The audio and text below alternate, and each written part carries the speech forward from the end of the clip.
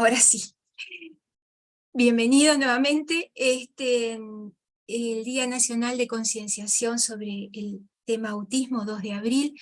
Queremos tener una entrevista con una mamá que ha transitado por todas las etapas y se llama Andrea Pérez. Ella es trabajadora social, es miembro de nuestra asociación y tiene una muy rica experiencia para compartir. Andrea, bienvenida y contanos capaz que un poquito, en pocas palabras, qué es el autismo. Presentate. Bueno, hola. Hola, buenas tardes. Mi nombre es Andrea Pérez, soy trabajadora social y también soy mamá. Tengo 2 hijos, Elías, que tiene 10, y Abril, que tiene 8. Y bueno, Elías es Asperger, el diagnóstico fue a los 6 años. Y bueno, en realidad el autismo es un trastorno del desarrollo que básicamente influye en 3 áreas que son la comunicación, la relación social y la flexibilidad del pensamiento. Son niños o niñas que en realidad tienen, hay algo que se llama rigidez mental, que en realidad es como muy difícil a veces hacerles entender otras cosas. Y bueno, tienen como varias características, pero básicamente en realidad en esas 3 áreas es que son diferentes capaz a lo que estamos acostumbrados o a lo que somos nosotros, que, que bueno, por eso en realidad nosotros el 2 de abril es el Día Internacional de Concientización sobre el Autismo, porque hay como muchas corrientes y muchas ideologías también con respecto a este tema. Así que bueno, hoy lo que vamos a hablar es no tanto como profesional, sino más como mamá. Y sabemos que hay muchas familias que han pasado o que están pasando esto. Así que bueno, la idea es darles un poco de aliento y de esperanza, porque sabemos que se puede vivir y se puede vivir bien así también. Muy bien. Andrea, ¿cómo transitaste el proceso del diagnóstico de tu niño? Bueno, el proceso del diagnóstico es lo más difícil, me parece a mí, y por los contactos que tengo con muchas otras familias, sé que es así. Es la parte más difícil porque en realidad uno empieza como a ver algunas señales o algunas cosas y no entiende o no le cierran demasiado algunas situaciones o algunas reacciones de los niños. Y personalmente en realidad fue muy difícil. Eh, Elías estaba en primero de escuela cuando él tuvo 2 accidentes domésticos en el verano que fueron como bastante graves. En uno de esos pateó una puerta de vidrio, se cortó, hubo que darle 8 puntos, y fue porque no abría la puerta, sencillamente, algo que capaz para cualquier otra persona es como, bueno, si no abre la puerta, una puerta de vidrio, no le voy a dar una patada claramente, pero bueno, en esto también de que los pensamientos son diferentes, lo que él quería era abrir la puerta y bueno, fue como la forma que encontró. Y otra situación también que pasó fue que él se tiró con una bicicleta de una escalera. Gracias a Dios no le pasó nada, nada más grave, digamos, pero se lastimó un poquito la cabeza, sí. Y bueno, y ahí fue como que yo me empecé a dar cuenta de que habían cosas que no estaban muy bien. A mí a los 3 años de él, esto fue cuando él tenía 6, a los 3 años de él ya me habían dicho, porque tenía fonoaudióloga y porque yo pensé que él no escuchaba bien, porque uno le hablaba y él no te miraba, o sea, no se daba vuelta. Entonces lo llevé a la fonoaudióloga y bueno, ella era neuropediatra también. Y ella me dijo que veía rasgos de autismo en él y yo le dije que no, que es la primera reacción de cualquier mamá o de cualquier familiar cuando te hablan de autismo. Entonces, bueno, yo le dije que no, que mi hijo no tenía nada, que yo iba a hacer los tratamientos que ella me dijera porque era la doctora, pero que no. Y bueno, y en realidad hoy en día que he estudiado también sobre el tema, porque bueno, uno como que se obsesiona un poco después también, sí, los rasgos que tenía eran clarísimos. Él, por ejemplo, ordenaba todos los autitos o los juguetes en fila, estaba como obsesionado con los dinosaurios, hacía poco había empezado a hablar, pero ya se sabía todos los nombres de los dinosaurios, cuál era herbívoro, cuál era carnívoro. tenía como varias características que sí, en realidad capaz que a un profesional le rompieron los ojos enseguida, pero a mí como mamá y primeriza menos, o sea, no me daba mucho cuenta.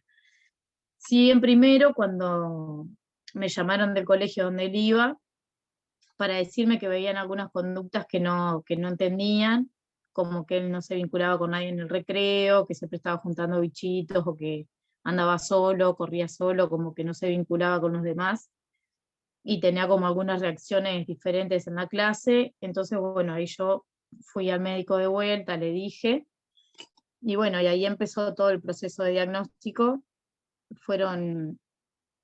Pedí hora con un neuropediatra, muy bueno neuropediatra, la verdad. Bueno, estuvimos media hora hablando más o menos, me hizo un montón de preguntas que yo no entendía nada. Yo decía, ¿por qué me pregunta esto? Me preguntaba cómo dormía cuando él era chico, me preguntaba si lloraba mucho cuando él era chico, me preguntaban, no sé, cómo era con el tema de la comida, un montón de cosas que en realidad yo no entendía qué era por qué me estaba haciendo tantas preguntas el médico en realidad.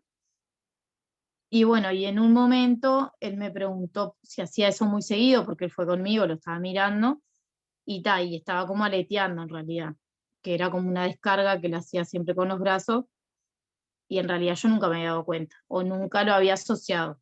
Cuando él me dijo, bueno, ahí sí yo quedé como en shock, y él me dijo, esto es un autismo de alto funcionamiento, me dijo, que es lo que muchas veces se denomina síndrome de Asperger, que en realidad no se está usando tanto el término Asperger ya, pero sí se le llama autismo de alto funcionamiento. Es un alto funcionamiento social en realidad. No es que para él sea fácil, sino que para la sociedad es menos chocante capaz que otros tipos de autismo, o menos diferente. Él se adapta mucho más a las reglas sociales y a las cosas sociales, pero en realidad no es porque las entienda, sino porque se adapta. Es como, bueno, él, por ejemplo, no le gusta saludar. Entonces, cuando vamos a un lugar, él ya sabe que saludar es levantar la mano y decir hola, hola, es como está, lo máximo. Pero es algo que él ya lo aprendió como una conducta aprendida en realidad. O sea, no es que él entienda por qué hay que llegar a un lado y saludar, porque lo que es lo social en realidad y los modales o capaz las cosas que uno socialmente sabe que tiene que hacer, él no las tiene incorporadas porque no le interesa en realidad. No entiende mucho el sentido tampoco a veces de lo social. Y, y bueno, y ahí con el diagnóstico, bueno, cuando el neuropediatra me dijo eso, yo quedé como en shock, en crisis, y fueron días muy difíciles, lloré un montón, y, y no me alcanzó con eso, en realidad yo dije, no, voy a pedir otro diagnóstico. Entonces fuimos a otro lugar que tuvo varias sesiones con psiquiatra y con psicólogo, y bueno, el diagnóstico fue el mismo en realidad, pero bueno, yo escuchándolo de vuelta fue como que pude aceptarlo un poco mejor. Igual de todas maneras yo tuve mi familia que me apoyó bastante también, porque yo estaba bastante mal, lloraba un montón, estaba como obsesionada con el tema, nosotros tenemos un grupo de familia y pasaba mandando todo el tiempo videitos de lo que era el Asperger, del autismo, fue como que fui yo la que me obsesioné ahí. No dormía, no comía, mi madre me preguntaba, ¿ya comiste hoy? Y yo no me acordaba si había comido. Y bueno, un fin de semana también había un retiro en la iglesia y me acuerdo que mamá me dijo que fuera, me dijo, anda que yo me quedo con los niños porque te vas a volver loca, y más o menos estaba media así. Y bueno, fui a ese retiro que la verdad que me hizo muy bien. Y, y bueno, y el proceso de diagnóstico es la parte más difícil, creo que es donde uno tiene que rodearse más de gente que lo apoye, que lo anime. Hay voces de todos lados que van a pasar siempre, no solo en el diagnóstico, también después, de que, de que el autismo se cura, o sea, hay varias corrientes que cada uno en realidad puede pensar obviamente lo que quiera, pero cuando una persona está entrando en el proceso de diagnóstico eso no ayuda. Eh, y creo que es importante acompañar también sin juzgar, ¿no? Porque en realidad el síndrome de Asperger es un autismo que en realidad no se nota tanto a simple vista. Vos ves un niño que tiene Asperger y capaz que pasa desapercibido adelante de la gente, porque no tiene conductas a veces tan estereotipadas o tan notorias, al no ser los que vivimos con ellos, que ahí sí nos damos cuenta de varias cosas. Pero entonces hay mucha gente que tratando como de animarte te dice, no tiene nada, viste que ahora los médicos siempre le inventan cosas a los niños, o siempre les están diciendo que tienen algo, y esas cosas no ayudan en realidad cuando uno está en el proceso de diagnóstico, porque uno está en una crisis, es como que se te está desmoronando el mundo, y que haya gente que te diga que eso no es así, no te ayuda a aceptarlo en realidad. Entonces yo siempre digo que en el proceso de diagnóstico lo que uno tiene que hacer es acompañar sin juzgar y sin decir cosas que a veces al otro no le hacen bien, porque uno lo que necesita ahí es que estén, porque yo me acuerdo que iba a mi trabajo y a veces me iba al baño a llorar un rato, después salía, seguía trabajando, porque bueno, uno tiene que seguir con su vida, ¿no? Pero es muy difícil en realidad aceptarlo, uno se pregunta un montón de cosas, se culpa un montón, y creo que en el proceso de diagnóstico lo más importante es tener gente que te acompañe, que te apoye, que te oriente sobre todo. A mí me ayudó un montón, una de las psiquiatras que le hizo el segundo diagnóstico, ella me daba un montón de orientaciones a mí como mamá, de cosas que capaz que para mí eran desconocidas, para ella no, porque en realidad obviamente es una profesional sobre el tema, pero no sé, ella me decía cosas como, lo que a vos te parece obvio, vos tenés que explicárselo, porque no es obvio para él. Y a mí ese tipo de cosas y declaraciones me ayudó un montón a ver cómo tratar con él, porque yo siempre digo, yo antes de ser mamá, aparte él es mi primer hijo, yo antes de ser mamá pensaba que sabía un montón de crianza, porque a mí me encanta leer y siempre leo un montón de libros, y leía libros sobre crianza y cómo iba a ser, y el nacimiento, y en los primeros meses. Y cuando recibí el diagnóstico fue como que me anulé, la mente se me quedó en blanco y dije, no sé nada, no sé qué hacer. O sea, llegó un momento donde era como que mi hijo era un extraño, porque yo no sabía qué hacer con él. O sea, fue bastante difícil, y sé que el proceso de diagnóstico es muy difícil. Por eso yo siempre digo, y estoy a las órdenes de que cuando una familia esté pasando por ese proceso, yo estoy a las órdenes.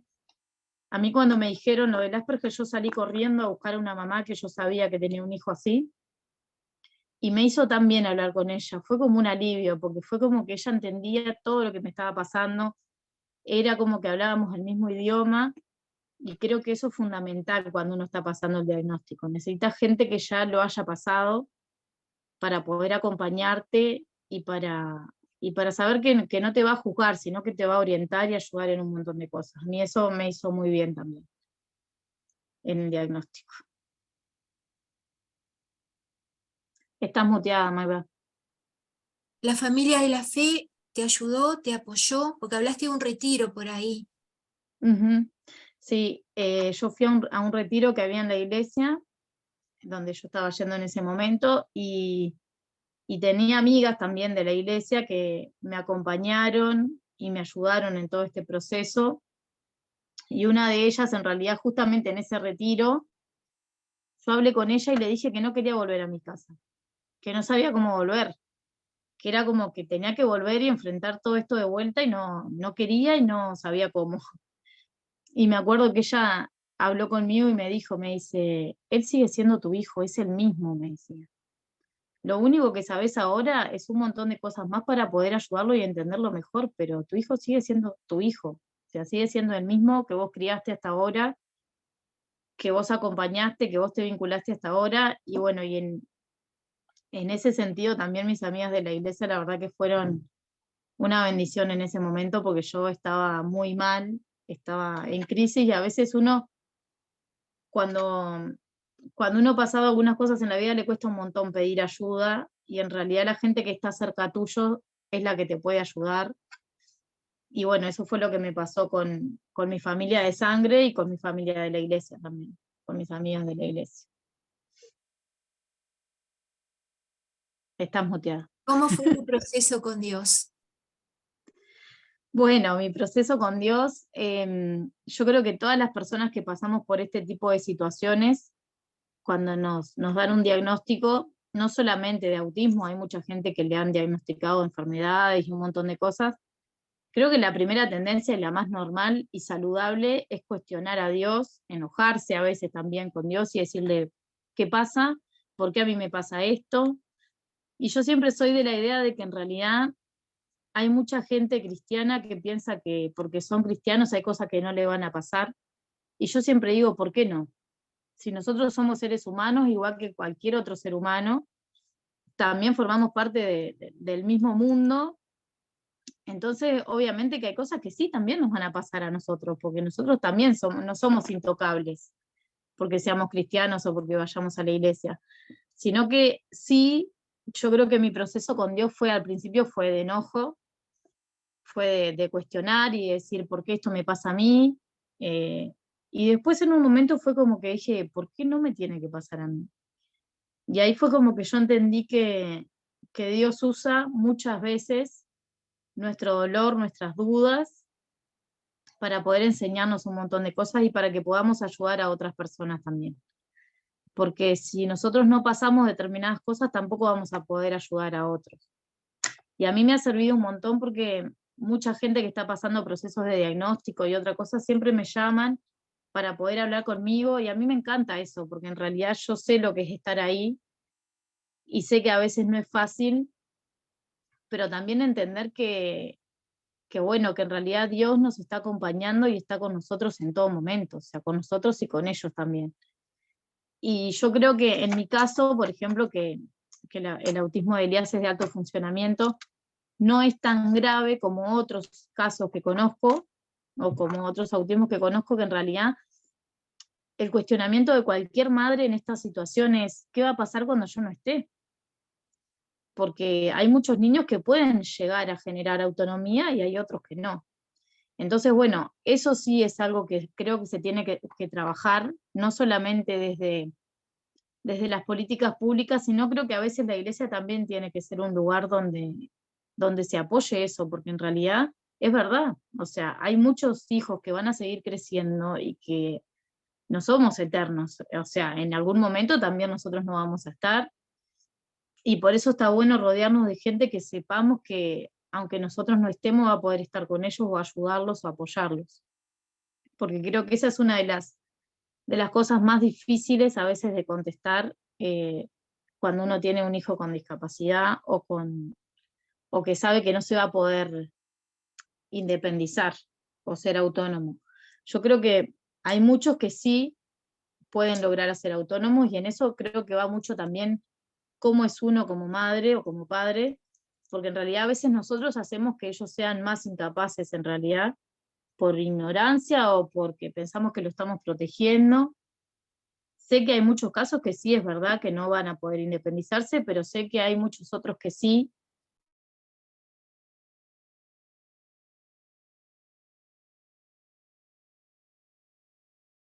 Quedaste mutada. ¿Ahora? ¿Ahora sí? Está.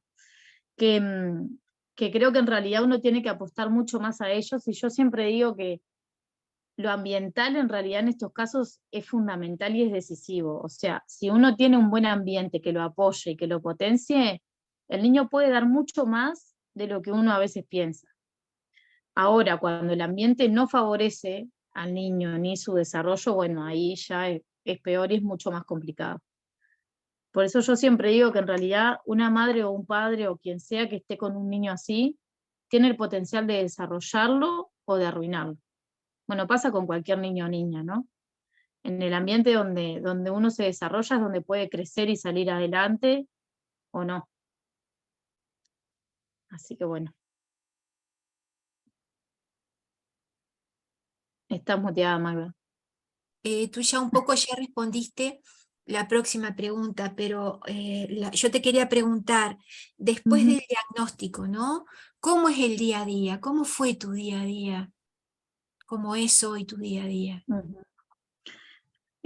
Bueno, creo que después del diagnóstico, después que uno pasa la crisis, la tormenta del diagnóstico en realidad, creo que uno también se siente un poco aliviado porque entiende mucho más por dónde ir o de qué forma ayudar, porque hoy en día hay un montón de material en internet y hay un montón de capacitaciones donde uno puede aprender más.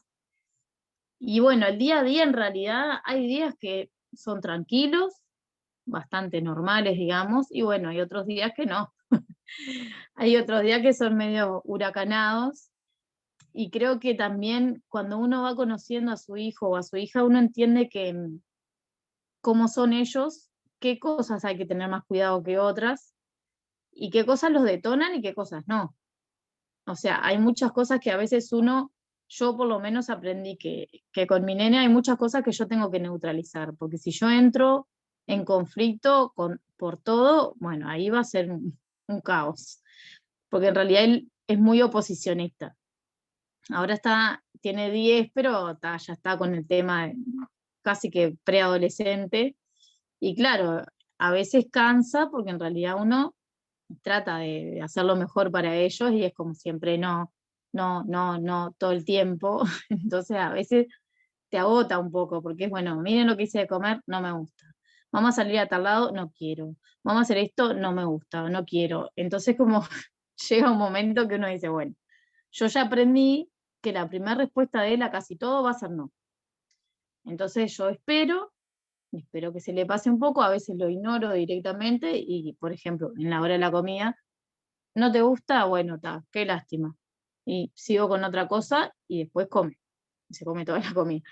Pero es como si yo entro en conflicto enseguida, bueno, ahí lo único que voy a hacer va a ser que él se descompense, que se enoje y que no coma seguramente. Entonces es como que con cada cosa hay que tener estrategias para saber hasta dónde ir y hasta dónde no ir. Sí, obviamente hay momentos donde uno tiene que ponerse firme y bueno, y decir que no, y va a seguir siendo no, pero en otras cosas uno tiene que ser más flexible y neutralizar un poco, porque en realidad ellos ya tienen el pensamiento rígido en un montón de cosas. Si uno se pone igual, entonces no se va a lograr nada, porque yo voy a seguir pensando así y vos vas a seguir pensando así. Entonces uno tiene que aprender a flexibilizar con ellos también y a decirle, bueno, esto capaz que ahora no, pero después sí. Entonces hay como que ir midiendo muchas veces lo que uno dice. Bueno, mi nene habla en realidad, yo sé que hay muchos niños y niñas con autismo que no hablan, que no tienen lenguaje verbal, pero seguramente los que viven con ellos saben cómo se comunican y cuándo quieren una cosa y cuándo no quieren algo, porque eso uno lo va aprendiendo en la vida con ellos, en el día a día, y sí, es verdad que a veces hay muchas cosas que uno no sabe qué hacer. Por eso está buenísimo que uno, mira, vení, mirá, mostrar lo que hiciste. Acá está Elías que hizo un dinosaurio. Vení, mostrarlo. Dale, ponelo acá en la cámara. Un títere dinosaurio hizo. Y bueno, felicitaciones. Y, y bueno, y en realidad uno va aprendiendo también en el día a día qué cosas uno puede exigir y qué cosas no.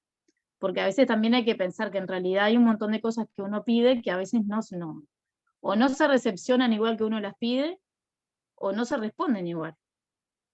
A ver, por ejemplo, a veces uno le dice una cosa y se la repite un montón de veces, y en realidad a veces el pensamiento de ellos no está ahí.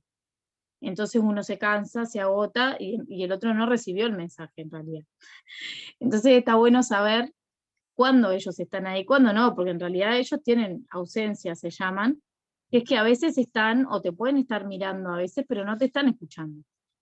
Entonces uno tiene que saber cuándo el otro está ahí, o sea, cuándo hay una recepción o cuándo no hay una recepción. Porque si no, uno a veces puede cansarse y repetir 80 veces algo y el otro después te mira y te dice, ¿qué me estabas diciendo? Y uno dice, no puede ser, tengo que repetir de vuelta lo mismo. Entonces uno tiene que tener mucha paciencia, mucho amor también, porque obviamente sí hay situaciones que a veces a uno también lo desbordan, sí hay situaciones que uno a veces lo hacen llorar también, porque muchas veces el tema sobre todo del estudio de ellos, de la escuela y eso, yo por ejemplo soy un poco perseguida con el tema este del bullying. De hecho tengo una conocida, por ejemplo, que ella manda al nene con acompañante por temor al bullying, no porque el nene lo necesite, porque en realidad los autismos de alto funcionamiento, muchos de ellos tienen un coeficiente intelectual más alto de lo común, no es un tema cognitivo o de educación, digamos, pero sí hay un tema de bullying y en realidad hay cosas sociales que ellos no entienden y, que capaz para los otros son muy obvias, pero para ellos no. Entonces, por ejemplo, él no entiende las expresiones faciales. Entonces, a mí antes me pasaba cuando era más chico de que yo me re enojaba y le ponía cara de loca y de enojada, y él se reía. Entonces yo, imagínense, me agarraba un enojo bárbaro y decía, pero me está tomando el pelo. Y en realidad era que no estaba entendiendo mi cara. Entonces yo a veces le decía, ¿vos te das cuenta que yo estoy enojada? Ah, me decía, pero porque yo le dije que estaba enojada, porque él no entendió mi cara. Entonces, en esas cosas está bueno saber que ellos no entienden las cosas de la misma forma que nosotros, o la mayoría de los autistas son muy literales también. Cuesta un poco entender el tema del doble sentido, muchas veces no lo entienden. Entonces, bueno, me ha pasado, por ejemplo, en algunas situaciones de decir que alguien se cortó el pelo, por ejemplo, vieron que es una expresión común decir, ah, bueno, me corté 4 dedos digamos, de pelo, y me ha pasado, por ejemplo, claro, de decir, a ver, como diciendo, ¿cómo se cortan 4 dedos? Porque en realidad la expresión fue esa, fue literal, entonces no hay una comprensión muchas veces de las metáforas. A veces hay muchas cosas que sí se aprenden, pero como por repetición, pero no porque haya una comprensión real de lo que está pasando o de lo que se está diciendo.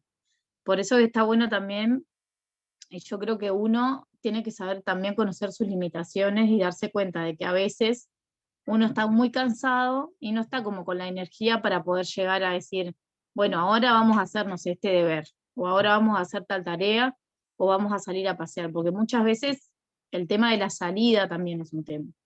A muchos de ellos les gusta quedarse en su casa o quedarse en un lugar seguro para ellos y no tienen ganas de ir a ningún lado. A mí, gracias a Dios, yo ya sé que la primera respuesta de él siempre va a ser no, a cualquier lado que vayamos. Y después muchas veces dice que sí. Solamente 2 veces me pasó de que una vez fue todo el camino llorando y gritando y tal, al final se tuvo que ir del lugar porque no estaba bueno.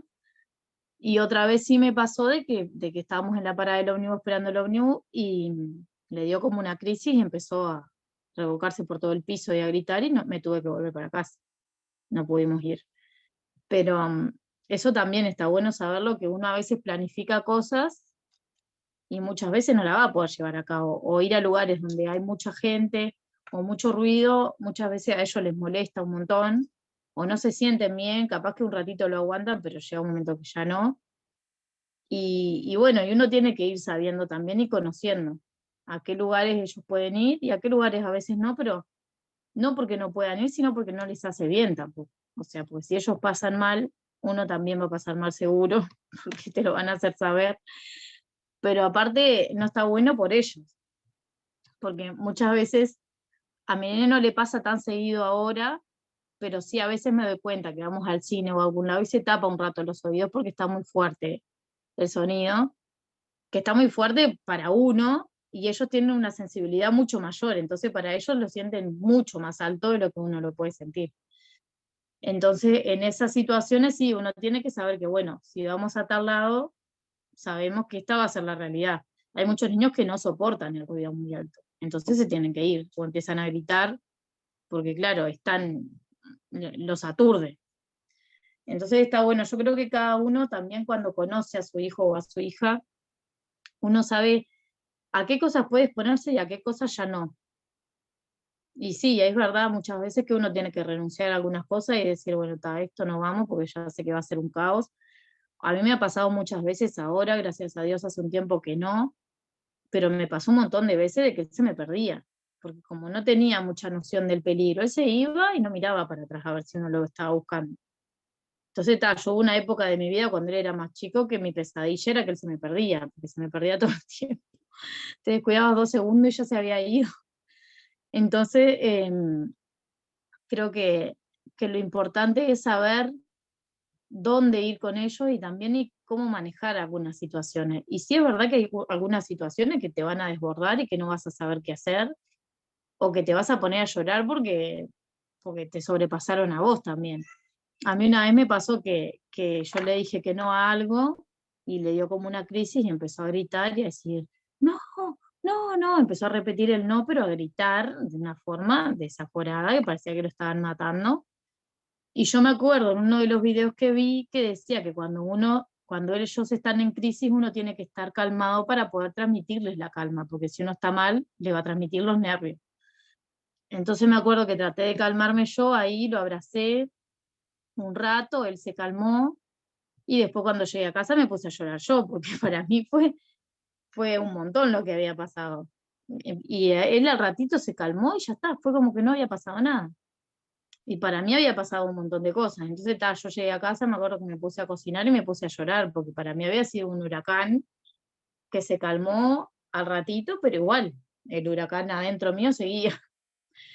Entonces está bueno también rodearse de gente que uno sepa que lo va a poder apoyar y que lo va a poder acompañar, porque hay momentos donde no van a ser fáciles, donde uno va a llorar, donde ellos también van a llorar porque hay cosas que le van a afectar y que muchas veces te lo van a poder decir y otras no. Entonces, bueno, eso también uno tiene que estar como preparado y fuerte porque hay situaciones que sí, o sea, uno tiene que saber que uno no es la Mujer Maravilla, ni Superman, que en realidad todos tenemos nuestras limitaciones y hay veces que vas a tener que pedir ayuda porque no se puede con todo a veces. Una preguntita que a mí me surge. No sos Sí. solo mamá de un niño con trastorno del espectro. ¿Cómo te ves como mamá tratando también de contener y atender a tu otro hijo que no tiene Ujú. este problema? Sí, yo creo que los hermanos de los niños con autismo también son niños que hay que atender, porque en realidad ellos viven mucho más de cerca un montón de situaciones que a veces uno no la vive, porque en realidad ellos lo viven como de pares. Uno es la madre o el padre o el referente que el niño tenga, pero en realidad ellos son pares.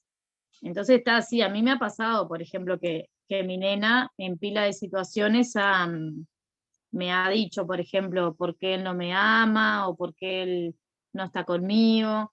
Y bueno, y esas cosas en realidad, obvio, a uno le duelen y uno tiene que explicar y eso. Y a veces explicar está buenísimo y sirve y a veces no sirve, porque ellos ya lo saben. Entonces también me ha pasado, por ejemplo, de explicarle a ella, bueno, pero vos sabés el tema este. Me dice, sí, sí, yo ya lo sé, me dice, pero igual me dice. A mí me gustaría tener un hermano que me cuide, que se preocupe por mí, y bueno, y a veces no se tiene. Entonces también poder ayudarlos y acompañarlos a ellos a aceptar esa realidad, que no es la misma que tienen otros, porque ellos también se comparan mucho, los niños son mucho de compararse, se comparan con, pero el hermano de mi amiga o el hermano de mi compañerita de clase siempre la cuida o la va a buscar o se preocupa, y a veces eso no pasa en los casos del autismo porque en realidad los niños a veces no, les cuesta un montón el tema de la empatía, y no se dan cuenta, o sea, no es que lo hacen porque no sean malos, pero al no tener filtro tampoco para hablar, muchas veces me ha pasado que le ha dicho, bueno, yo te quiero, sí, pero un poco nomás. Entonces, claro, no son niños que digan algo socialmente correcto o aceptable. Entonces, claro, obviamente que a ellos les duele también esa situación porque no saben mucho cómo manejarla, porque aparte son niños, o sea, uno que es grande a veces le choca o le duele, pero uno ya sabe por qué es. Y a veces ellos, si bien saben cuál es la explicación, igual les cuesta y les duele porque son diferentes. Y también son niños que muchas veces han sido dejados de lado, relegados por el otro hermano, porque hay que ir al tratamiento, porque hay que ir acá, porque hay que ir allá. Y ellos mismos muchas veces reclaman esa atención también. O sea, o te dicen, bueno, y yo, como diciendo, ¿qué hacemos conmigo, no? Porque siempre todo es para él, o hay que llevarlo acá, hay que llevarlo allá, y ellos se tienen que adaptar y nos acompañan a todos lados, pero claro, hay que tener una especial atención también por ellos. No hay muchos lugares, pero sé que actualmente en Montevideo, por ejemplo, hay algunos lugares que trabajan con hermanos de niños con TEA. Son privados los lugares que yo conozco, pero creo que sería algo que estaría muy bueno trabajarlo porque no hay mucha atención para ellos. Y si bien ellos son muy sensibles a todo lo que le pasa a su hermano, porque son los hermanos, también está buena una atención para ellos para poder ayudarlos a entender y aceptar que, bueno, la realidad que les tocó a ellos no es la misma que tienen otros. Y si a uno como adulto le cuesta aceptarlo, imagínenlo a ellos como niños. Ahora, por ejemplo, mi nena ya no me lo dice tanto, pero antes me decía, ¿por qué nunca quieres jugar conmigo? ¿Y por qué nunca me pregunta cómo estoy o nunca me dice te amo? ¿Por qué no me ama? Me decía. Ahora ella ya entendió un montón de cosas, le hemos explicado y ella ya está, lo ha aceptado porque es más grande, pero al principio cuesta, sí, porque en realidad es como entender que uno tiene en su vida dos realidades y dos niños que son totalmente diferentes, que todos los niños son diferentes sin duda, pero acá las diferencias se notan mucho más, entonces está bueno poder tener la paciencia, el amor y la sabiduría para poder acompañarlos a los dos, porque para ninguno de los dos es fácil, ni para uno ni para el otro tampoco, por más que el otro no lo tenga. A mí me pasó una situación de que en realidad alguien le dijo a mi hijo, hablando de esto del Asperger, vos vas a llegar muy lejos. Y mi nena me llegó a decir, ¿qué tengo que ser Asperger para llegar lejos? Me dijo. Y yo ahí le dije, no, lo que pasa que en realidad, claro, como ubicando en el contexto que se dijo lo que se le dijo a Elías, pero es verdad, ellos sienten muchas veces ese relevo, ¿no? Y en realidad mi nene tiene un autismo de alto funcionamiento y hay un montón de cosas que él hace y que él puede compartir con su hermana. Hay otros niños que en realidad no. O sea, cuando el autismo es más severo, se necesitan muchas más atenciones, muchas más especialistas, y el otro niño va quedando ahí como, bueno, yo me adapto a todas las terapias que tiene mi hermano, si bien lo aman porque es su hermano, es difícil para ellos aceptar que muchas veces la atención es mucho más en el otro que en ellos. Entonces, por eso yo creo que está bueno también que los hermanos de estos niños vayan a terapia, porque en realidad, claro, hay cosas bueno, que les cuestan un montón. Estás muteada, Magda. Ay.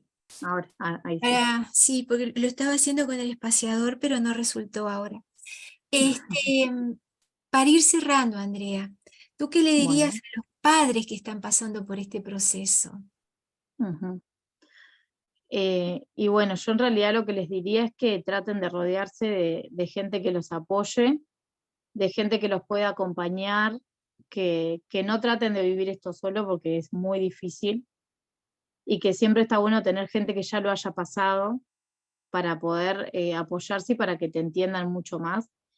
Que sí hay esperanza, que sí se puede salir adelante, que uno puede llevarle sus cargas a Dios también y muchas veces, bueno, llorar y hablar con Dios y también hablar con la gente que uno tiene más afinidad, que uno conoce, que sabe que lo puede apoyar, que lo pueden ayudar incluso hasta físicamente, porque muchas veces uno va a tener que ir a un lado y no hay con quien se quede el otro hermanito, o necesito que alguien me acompañe, por ejemplo.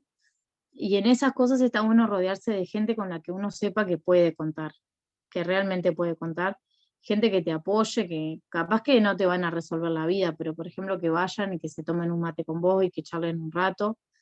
Lo fundamental creo en esto es que la gente que cuida, que son los que cuidan a los niños o niñas con TEA, que estén ellos bien, fortalecidos y apoyados, porque así ellos van a poder cuidar bien. Si uno no se siente cuidado o no tiene la contención necesaria, es muy difícil que pueda cuidar bien a otro. Entonces eso creo que es lo fundamental, de poder tener gente que uno lo acompañe y que lo cuide, dejarse cuidar también, que no es muy fácil a veces cuando uno está acostumbrado a cuidar a otro, pero bueno, se puede.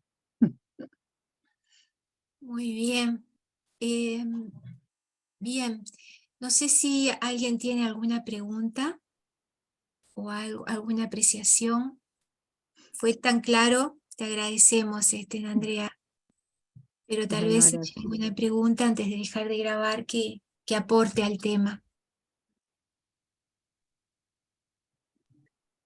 Eh, yo te preguntaría, Uh-huh. veo tu estado muchas veces en muchas actividades sociales, ¿no? Porque van a paseos y todo. Veo que hay muchas salidas, ¿no? Uh-huh. ¿Qué tal la parte social, por ejemplo? Eh, ¿Le ayuda a él tener esas actividades? Este, Esos a veces no serán encuentros, pero siempre están rodeados de personas, Uh-huh. ¿no?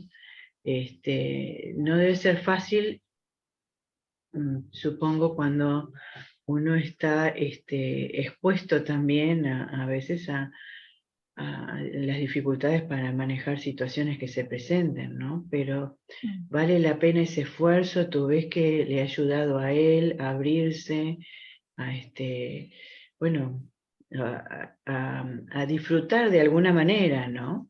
Ujú. ¿Cómo lo ves? Gracias, Miriam, por la pregunta. Mira, en realidad yo creo que él en su forma de ser sigue siendo el mismo.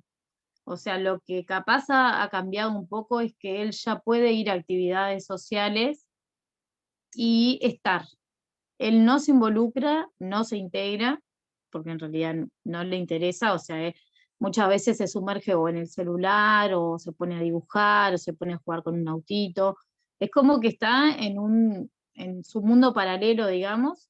Sí, muchas veces juega cuando hay niños y eso, sí, muchas veces, por ejemplo, ahora que está con el tema que le gusta el fútbol, juega mucho más, se integra mucho más en ese tipo de juegos, pero, por ejemplo, si es un lugar donde hay solo grandes, no. O sea, es como, bueno, se queda ahí al margen, o a veces se cansa un poco y te dice, no quiero jugar más, y se queda ahí como tranquilo un rato, pero siempre como al margen de las actividades. O sea, igual por lo general la gente con la que yo me junto, o con la que tengo actividades, ya saben cómo es él, y entonces ya lo conocen, entonces tampoco me cuestiona, capaz que otra persona diría, qué antisocial, o por qué no viene, o qué antipático, yo qué sé, no sé, pero no me pasa porque en realidad la gente con la que yo me junto ya lo conocen, ya saben cómo es. Y bueno, y en realidad creo que cada niño tiene sus particularidades y bueno, y si él no quiere como involucrarse, muchas veces en realidad lo que pasa es que él no le interesa socializar. Entonces, si él quiere, sí lo hace, pero la mayoría de las veces no lo hace porque de verdad es como que no hay un interés. No es un niño que esté solo y se sienta solo. En realidad él está como en su mundo, haciendo sus cosas y él pasa bien así. Que eso yo es una de las cosas que le he enseñado a mi hija, que en realidad no es que él esté mal porque está solo. Él está bien, o sea, porque él está como en su mundo y no es que le molesta. Es como, bueno, como su forma. Así como hay niños que les gusta jugar con un montón, hay otros niños que no. Y eso es lo que yo he tratado de enseñarle a los amiguitos de acá del barrio también. Bien. Así que bueno. Bien, Bueno. yo les propongo detenemos la grabación, pero si queremos seguir conversando nos mantenemos en el Zoom, ¿sí? Yo ahora voy a detener la grabación. Nuevamente, muchísimas gracias, Andrea. Sé que esto va a servir para mucho, para muchos, muchos papás sobre todo, y nos ha servido muchísimo a nosotros también. Gracias. Y bueno, no va a ser la última vez, si Dios quiere. Buenas tardes. Muchas